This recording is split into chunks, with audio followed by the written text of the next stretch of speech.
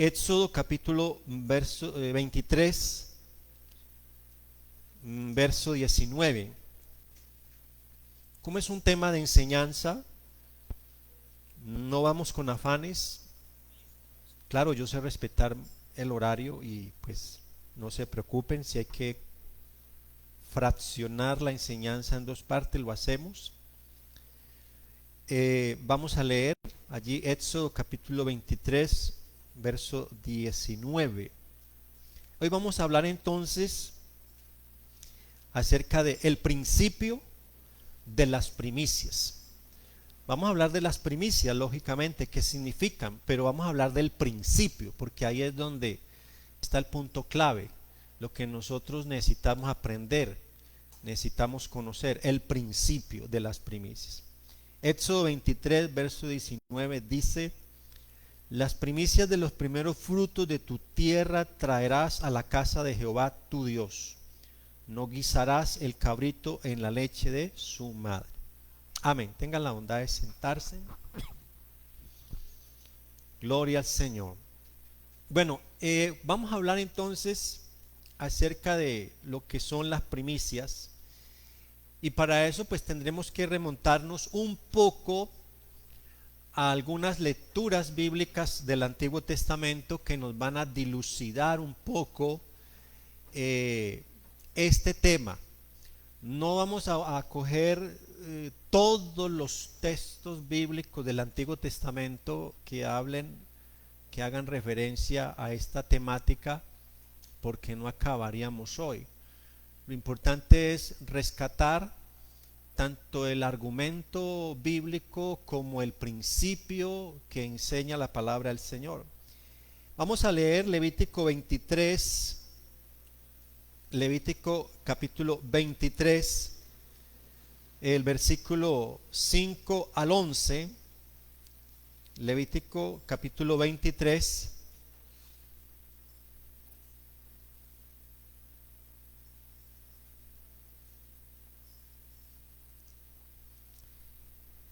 del versículo 5 al 11, que dice: en el mes primero, a los 14 del mes, entre las 2 tardes, Pascua es de Jehová, y a los 15 días de este mes es la fiesta solemne de los panes sin levadura.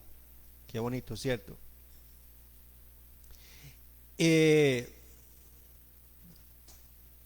Embolate, ¿dónde era que iba? 6. Y a los 15 días de este mes es la fiesta solemne de los panes sin levadura a Jehová. 7 días comeréis panes sin levadura. El primer día tendréis santa convocación, ningún trabajo de siervo haréis. Y ofreceréis a Jehová 7 días ofrenda encendida. El séptimo día será santa convocación, ningún trabajo de siervo haréis.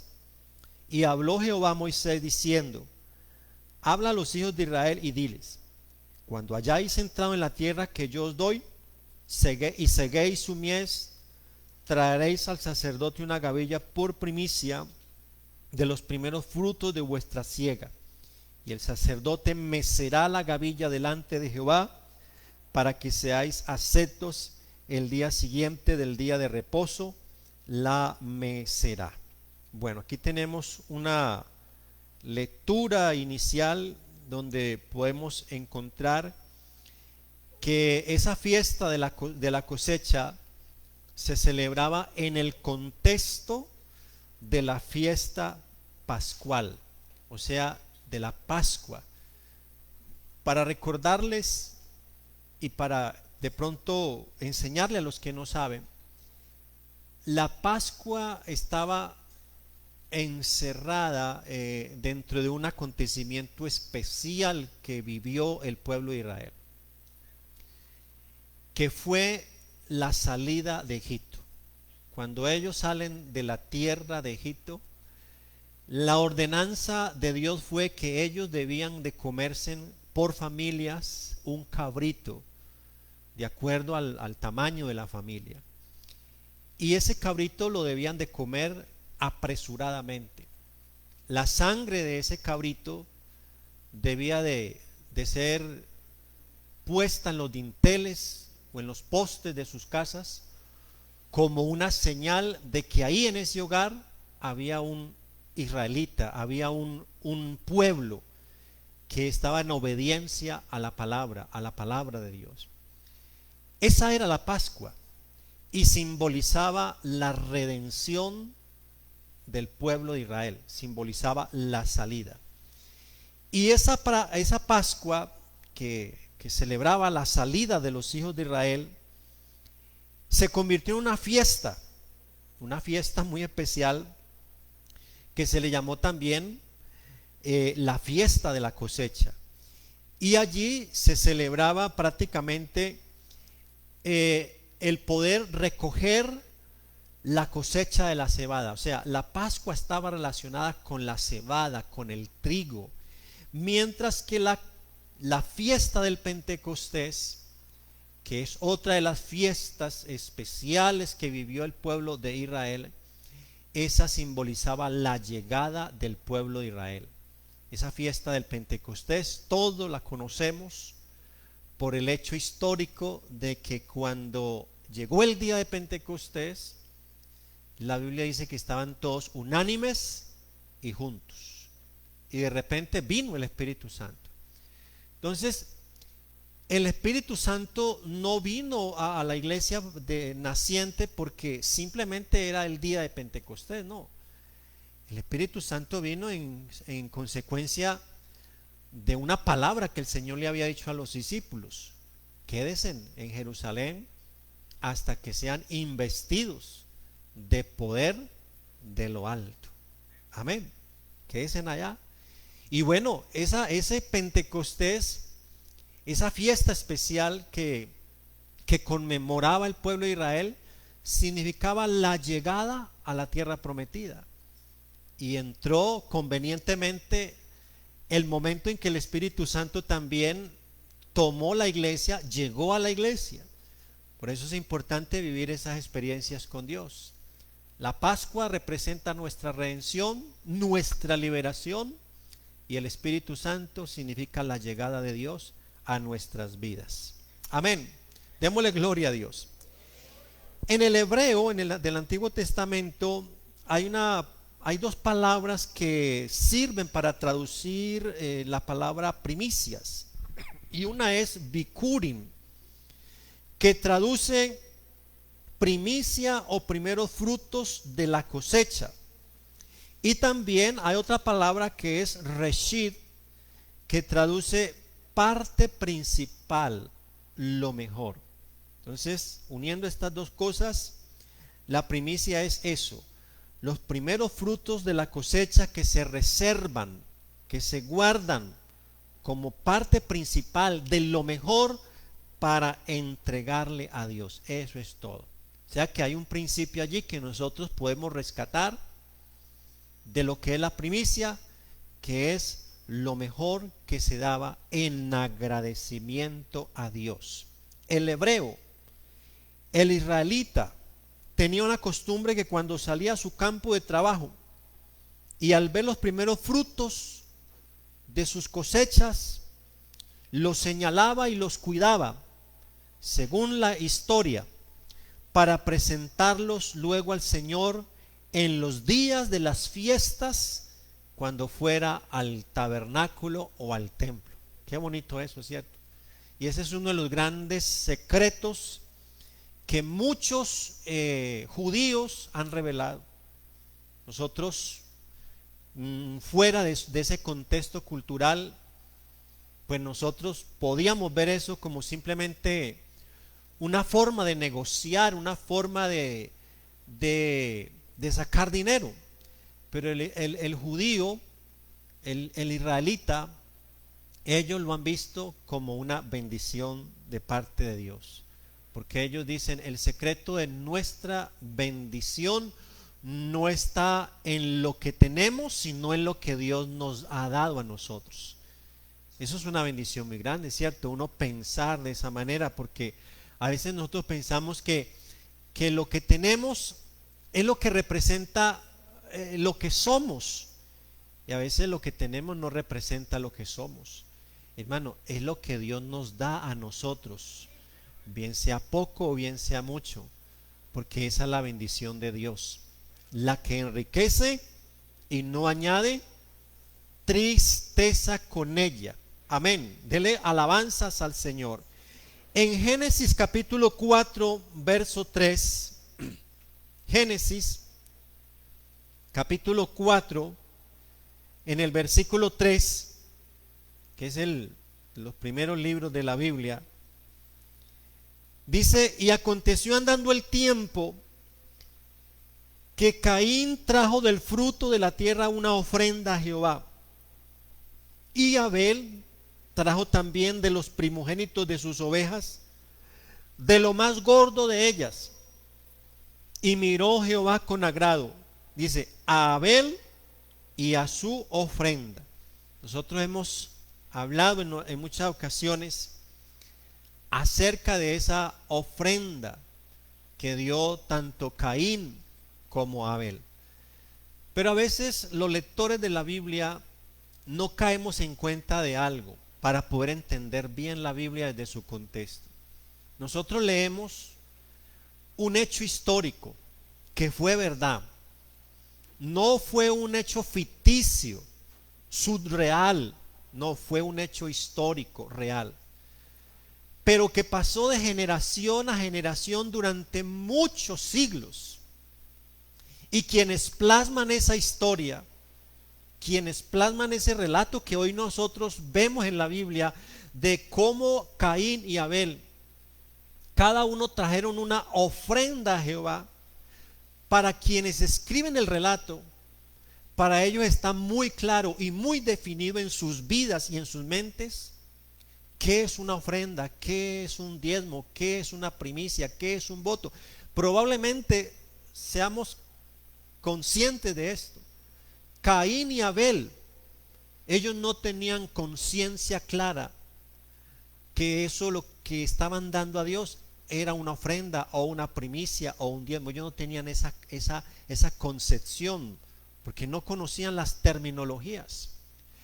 Pero se rescata un principio, o al menos quienes escriben el relato histórico rescatan un principio, y es que esa generación que no conocía la ley, esa raza naciente que estaba sobre el huerto del Edén, porque solamente era Caín, Abel, Adán y Eva, 4 nomás. Ellos tuvieron el sentir en sus vidas de tomar cada uno lo mejor para Dios. Caín trajo del fruto de la tierra. Abel trajo el fruto de sus animales, de lo más gordo, de lo más bello, de lo más limpio. Le trajo a Dios y cada uno se lo presentó al Señor como una ofrenda para Dios. La pregunta que se suscita muchas veces es: ¿por qué Dios miró con agrado a Abel y a su ofrenda y no miró con agrado la ofrenda de Caín? Si es que todos dos se esforzaron. Abel trajo lo mejor, Caín trajo lo mejor. ¿Dónde estaba el problema? Si cada uno trajo lo primero, cada uno trajo lo mejor, cada uno trajo lo más escogido, ¿dónde estaba el problema? El problema estaba en la actitud que tenía uno de ellos. Primera de Juan 3, verso 12, nos dice qué es lo que no estaba bien.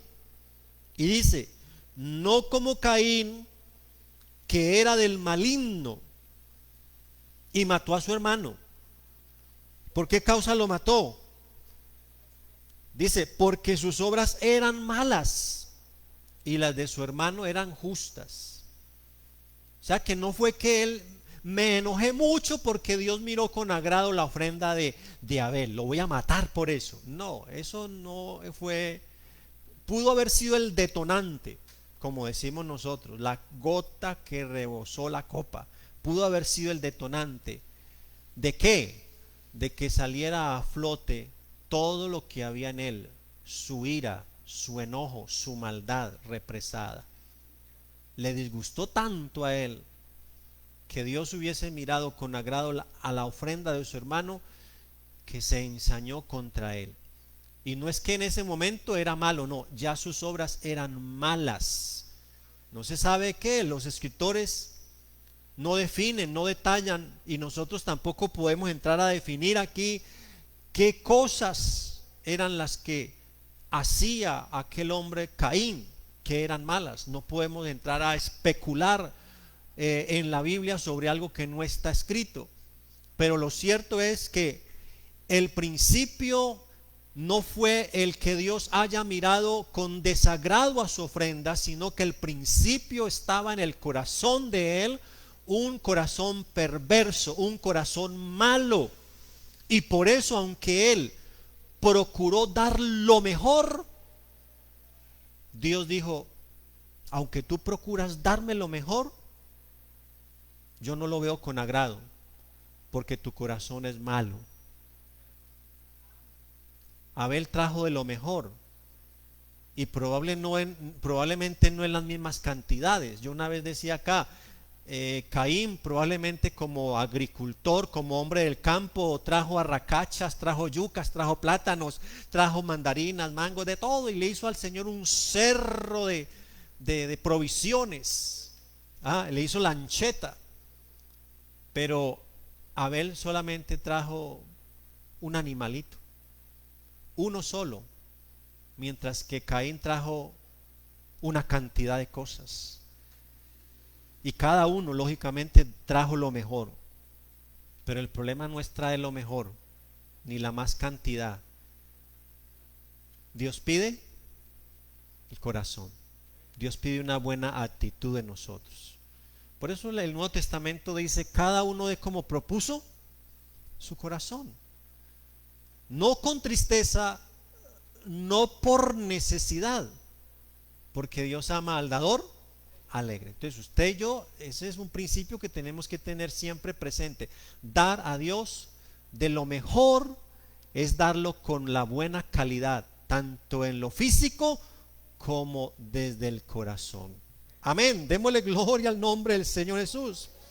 Amén. Entonces lo que Dios ve con agrado es que el adorador debe proponer en su corazón darle a Dios las cosas con el corazón, con el alma, con la buena actitud, porque eso lo ve Dios con agrado. Por eso la Biblia dice: si traes tu ofrenda al altar, ¿y qué más dice?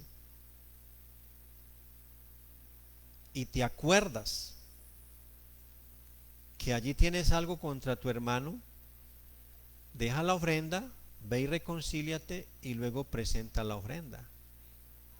Tú puedes traer la mejor ofrenda para Dios, la mejor, la más grande, la más visible, pero no solamente basta con que la des de corazón para Dios, sino que es importante que la des con el corazón a Dios, porque Dios ve la actitud de nosotros, Dios ve nuestro corazón. Entonces, todo este tema de las primicias está encerrado en ese principio, no en un principio de abundancia, sino de calidad. Por eso la primicia encerraba esto: lo primero, el primer fruto, la primicia de la cosecha, porque eso estaba encerrando un acto de agradecimiento voluntario para Dios. Y claro, nosotros, lejos de ese contexto, como ya lo dije, de ese contexto hebreo donde eso estaba asentado, arraigado en la cultura, nosotros no hemos tenido esa cultura, y en la iglesia pues hemos ido desarrollando una cultura basada en lo que la Biblia dice, pero a veces es un costumbrismo que lo hacemos por costumbre, pero no entendemos el significado de por qué nosotros le damos a Dios algo.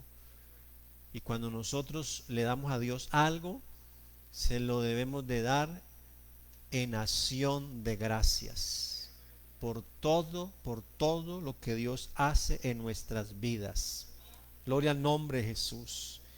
Primera carta a los Corintios, capítulo 15, verso 20,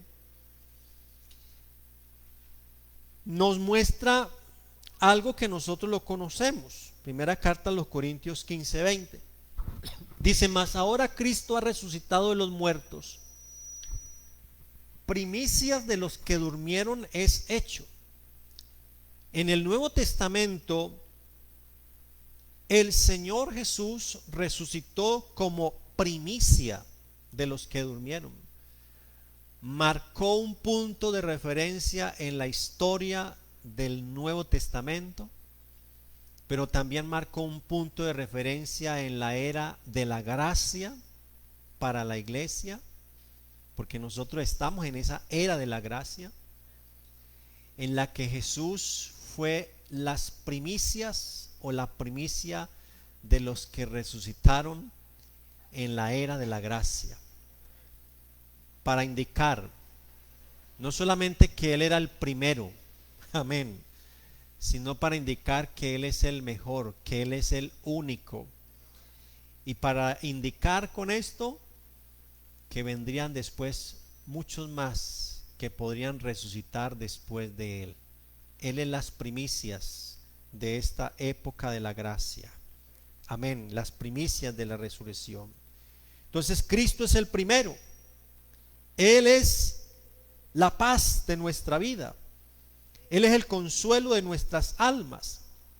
Y Cristo es el primero de una cosecha espiritual que fue crucificado en la Pascua, según la tradición judía. En la Pascua, y según las referencias, hay un nombre que es Abid o Nisam.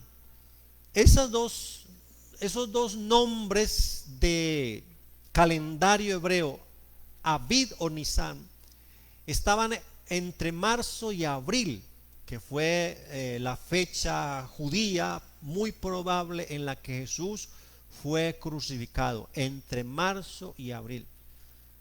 No sé por qué algunos lo trasladaron para diciembre, ¿cierto? ¿Para cuándo es? ¿Para cuándo es que? ¿Cómo? Sí, lo pasaron para esa fecha, marzo y abril. Entre marzo y abril, según nuestro calendario. Y esa Pascua, que es la redención por nuestros pecados, significa la liberación que el Señor nos aportó a cada uno de nosotros. Y cuando usted y yo nos entregamos a Cristo Jesús, se celebra una Pascua en nuestras vidas. Aunque claro, la Pascua, la liberación del Señor ya fue, o sea, el sacrificio de Cristo ya estuvo, amén.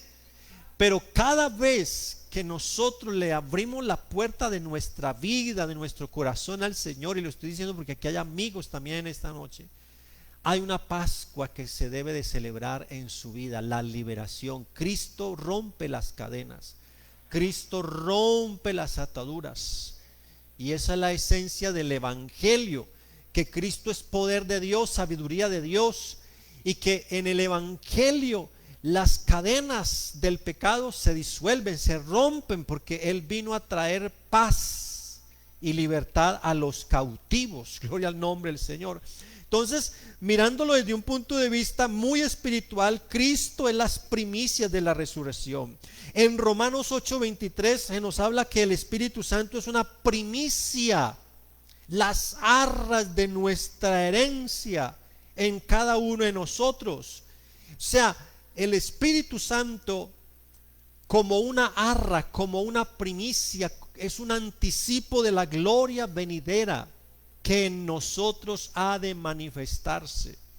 Gloria al nombre del Señor. Yo decía en estos días, si el Espíritu Santo son las arras de nuestra herencia, y a través del Espíritu Santo nosotros recibimos dones y ministerios. Y no solamente eso, el Espíritu Santo traslada a nuestra vida paz, gozo, felicidad y tantas cosas. Hermano, ¿qué será un día cuando nosotros podamos estar en la presencia del Señor? Ya no solamente con las arras del Espíritu Santo en nuestra vida, ya no, como dice la Biblia, mirándolo a Él a través de un espejo oscuro, no, ahora mirándolo cara a cara, tal como Él es, y gozándonos en todos sus favores, en todos sus beneficios, gozándonos, hermanos, en Él por toda una eternidad. Denle alabanzas al Señor Jesús. Entonces, hermano, esto es algo glorioso, amén. En Deuteronomio capítulo 26, versículo 1 al 3, Deuteronomio capítulo 26, dice: cuando hayas entrado en la tierra que Jehová tu Dios te da por herencia y tomes posesión de ella y la habites, entonces tomarás de las primicias de todos los frutos que sacares de la tierra que Jehová tu Dios te da, las pondrás en una canasta e irás al lugar que Jehová tu Dios escogiere para hacer habitar allí su nombre, y te presentarás al sacerdote que hubiera en aquellos días y le dirás. Mire el recital, mire la oración con la que se debía presentar. Estamos mirando algo que ya prácticamente recorre un tiempo largo, porque estamos en el libro de Deuteronomio, que finaliza prácticamente ese ciclo de jornada de 40 años por el desierto, y Dios le está diciendo al pueblo de Israel: ustedes que ya van a cruzar prontamente allá a la tierra prometida, cuando lleguen allá, no se les olvide de hacer esto. Entonces debían declarar esto: declaro hoy a Jehová tu Dios que he entrado en la tierra que juró Jehová a nuestros padres que nos daría. Y el sacerdote tomará la canasta de tu mano y la pondrá delante del altar de Jehová tu Dios. Entonces hablarás y dirás delante de Jehová tu Dios: un arameo a punto de perecer fue mi padre, el cual descendió a Egipto y habitó allí con pocos hombres, y allí creció y llegó a ser una nación grande, fuerte y numerosa. Y los egipcios nos maltrataron y nos afligieron y pusieron sobre nosotros dura servidumbre. Y clamamos a Jehová, el Dios de nuestros padres, y Jehová oyó nuestra voz, vio nuestra aflicción, vio nuestro trabajo y nuestra opresión. Nos sacó de Egipto con mano fuerte, brazo extendido, con grande espanto, con señales y milagros, y nos trajo a este lugar y nos dio esta tierra, tierra que fluye leche y miel. Y ahora dice: he aquí he traído las primicias del fruto de la tierra que me diste, oh Jehová, y lo dejarás delante de Jehová tu Dios, y adorarás delante de Jehová tu Dios. Y dice: y te alegrarás en todo el bien que Jehová tu Dios te haya dado a ti y a tu casa, así tú como el levita y el extranjero que está en medio de ti. Entonces, lo de las primicias se trasladó aún a la tierra prometida. Ellos debían de tomar de la tierra, del fruto de la tierra, traerlo a la casa de Jehová. Y esa oración tan bonita, hermanos, ese recital tan hermoso. Y prácticamente lo que Dios le está diciendo allí: ustedes van a tener en cuenta esto, lo que yo hice por ustedes, cómo los saqué de la tierra de Egipto, de la esclavitud, de la opresión. Y ustedes van a elevar eso como una ofrenda en agradecimiento a Dios. Recordemos lo que Dios le dijo un día al pueblo de Israel a través de Josué, si no estoy mal, por allá en el capítulo 24, donde Dios le dice al pueblo de Israel, o le recuerda esto: vosotros habitáis la tierra de la cual ustedes no eran dueños. Ustedes están comiendo de las uvas, están tomando del vino que ustedes no sembraron un día. Ustedes están disfrutando de todo lo que no era de ustedes, pero lo están disfrutando. ¿Por qué? Porque yo se los he dado. Entonces, ¿qué encierra el uno entregarle a Dios algo? Encierra un profundo agradecimiento. Eso es lo que encierra, un profundo agradecimiento a Dios. Y el pueblo de Israel obviamente lo tenía muy claro. Por eso Dios les dice: cuando ustedes entren a la tierra que yo les doy, porque nada era de ellos, todo fue regalado. Así que ellos, en reconocimiento de que todo le pertenecía a Dios, aún el fruto de la tierra, con la ofrenda mínima que ellos le traían al Señor, ellos lo que estaban era reconociendo que Dios era el dueño de todo. Eso es lo que nosotros hacemos cuando le entregamos a Dios algo. Señor, tú eres el dueño de todo. Y aquí surge una pregunta que alguien una vez dice: bueno, ¿y es que Dios necesita plata? Bueno, Dios no necesita plata, ni necesita animales, ni cosechas, ¿cierto? Y Dios dice en el Salmo 50: si yo tuviese hambre no te lo diría a ti, porque mío es el mundo y su plenitud.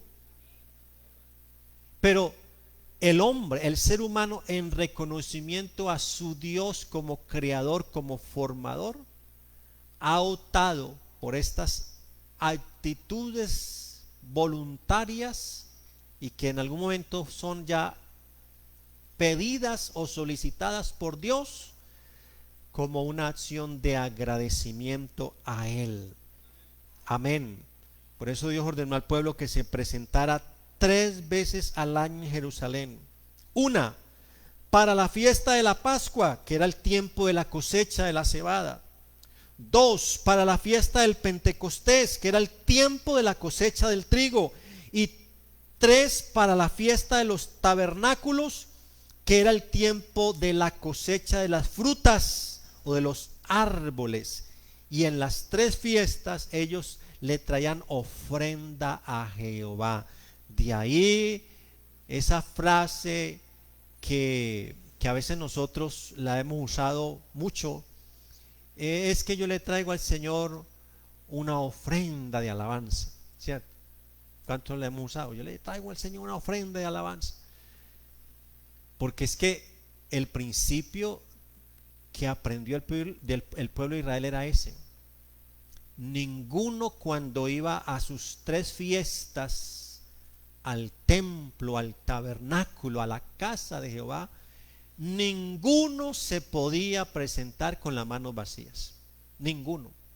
Y ahí donde viene la ordenanza de que traían sus bueyes, traían sus ovejas, traían sus cabritos, y los más pobres, pues los más pobres traían de lo que tuvieran. El más pobre decía: yo no tengo ni ovejas ni bueyes, nada tengo, ¿qué voy a llevar? Me voy a armar una trampa y voy a cazar tórtolas. Voy a cazar tórtolas. Pero cuando yo suba a la casa de Jehová, me voy a presentar ante el Señor, no con las manos vacías, me voy a presentar a Él con unas tórtolas. El otro decía: pues no me gusta cazar animales, voy a llevarme un puñado de harina, voy a llevarme un puñado de aceite. Pero ninguno se presentaba delante de Dios con las manos vacías, porque era una actitud de agradecimiento a Dios. Amén. Cuando nosotros le damos algo a Dios, lo debemos de hacer de esta misma manera, en agradecimiento a Dios. Amén. Démosle alabanzas al Señor. Bueno, hermano, entonces el domingo, queriendo Dios, avanzamos un poquito más en esto, porque hay otras cosas importantes que vamos a mirar dentro de este tema de las primicias. Amén. No estoy predicando esto para que usted corra: ay, Señor bendito, yo le he fallado al Señor, toca quedar las primicias. No, vamos a ir mirando cuál es el desenlace final de todo esto, ¿sí? Porque obviamente los tiempos han cambiado, las circunstancias han cambiado, pero el Dios a quien nosotros adoramos sigue siendo el mismo. El mismo, Él no ha cambiado. Amén. Y claro, usted no tiene ovejas, no tiene bueyes, no tiene vacas. Bueno, pero usted tiene algo muy grande para darle a Dios. Tenemos algo muy grande para darle a Dios, ¿cierto? A más de alabanza, más de adoración, tenemos nuestra vida para entregársela al Señor. A ver, pero les invito para que el domingo no falten y ahí miraremos cuál es el desenlace de esta enseñanza. Amén. Vamos a darle gracias al Señor, porque, hermano, el Señor nos bendice a nosotros en abundancia. Yo creo que el Señor nos da más a nosotros de lo que nosotros mismos a Él le devolvemos. Él nos da mucho más, mucho más. Entonces vamos a darle gracias a Dios por sus bendiciones. Padre Celestial, te damos gracias, Señor Jesús. Gracias, Padre.